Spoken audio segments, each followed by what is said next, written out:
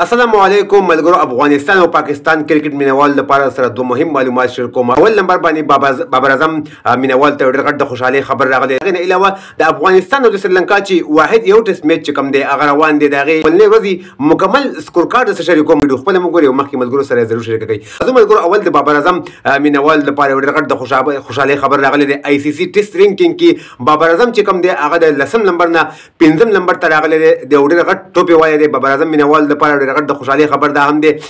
په آی سی سی ټیسټ رینکینګ کې بابر اعظم د دنیا یو بهترین پلیئر دی. الله دې وکړي چې پاینده کې نور هم وځلیږي او بابر اعظم د آی سی سی ټیسټ رینکینګ کې اول نمبر اول مقام حاصل کړي. او اوس چې دی فلحال اول نمبر نیوزیلینډ چې کوم کپتان دی کین ویلیمسن هغه په ټاپ 10 کې په آی سی سی ټیسټ رینکینګ کې په ټاپ 10 کې په اول نمبر باندې او 5 نمبر باندې بابر اعظم مینوال ته ډېر مبارک وي. د هغې نه وروسته راځو د افغانستان او د سریلانکا هغه ټیسټ میچ باندې لږ ښه نظر اچوو. چېرې افغانستان چې کوم اولنی بیټینګ نن وکړو په اوله ورځ باندې افغانستان ټیم 1 سکور وکړ، ټول ټیم آوټ شو.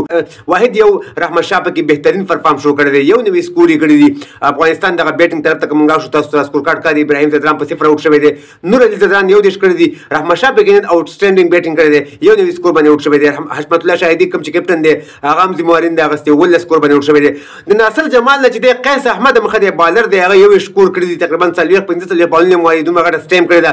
ناصر جمال په 0 باندې آوټ شوی دی. دا بالکل بیکاره بیټسمین دی. که موږ تاسو وګورو د کومه غټه په کرکټ په هسټري کې کوم داسې پرفارم نشته دی، کوم اصلي ځای کوم نیمه اصلي ځای هېڅ ټیم نشته دی.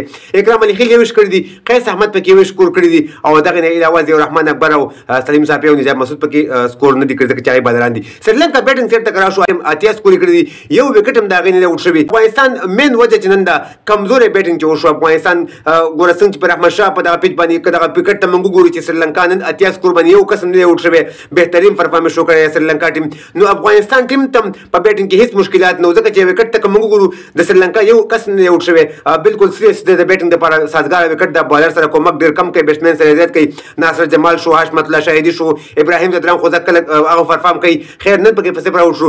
نور علي ځدران شو، اکرام علي خیل شو او رحمت شاه خو خپل پرفارم شو کو. نو کم از کم دغه بیټسمینانو له پکار چې یو دوه پکې غټې پارټنرشپ شوی وي، کم از کم رحمت شاه په شان پکې یو بل بیټسمین هم نوي سکور کړی وي. نو افغانستان ټیم به کم از کم په 300 سکور سریلانکا ته کړی وي. خو بهرحال اولنۍ ورځ دغه ټیسټ میچ څلور ورځې پاتې دي. ګورو چې مخکې څه کېږي. افغانستان د بریا په هیله باندې چېرې افغانستان ټیم په دغه ټیسټ کې ښه پرفارم شو کړي او دغه ټیسټ میچ د سریلانکا نه وګټي. نو څومره چې افغانستان کرکټ فینز دي افغانستان ټیم ته دعا وکړئ چې سبا سریلانکا ټیم آوټ شي او ډېر زر آوټ شي او د افغانستان ټیم ته دوباره بیټینګ میلاو شي او افغانستان ټیم یو غټ ټوټل سریلانکا ته ورکړي، سریلانکا دغه میچ وګټي. که تاسو هم د بابر اعظم مینوال وئ چېرې د 10 نمبر نه 5 نمبر ته راغلی په دغه آی سی سی ټیسټ رینکینګ کې او رحمت شاه مینوال وئ چېرې نن بهترین پرفارم شو کړی، نوي سکور یې کړي دي د خپل ټیم دپاره، نو دغه ویډیو د هغې د دغه هلکانو دپاره شیر هم کوئ او لایک هم کوئ او مخکې ملګرو سره ضرور شیر کړئ. د ویډیو کتلو ډېره مننه. ویډیو مخکې ملګرو سره ضرور شیر کړئ. زموږ پیج هم سره فالو کوئ، زموږ یوټیوب چینل سره ضرور سبسکرایب کړئ د نور تازه معلوماتو لپاره. نور ښه وخت ولرئ. د الله په امان.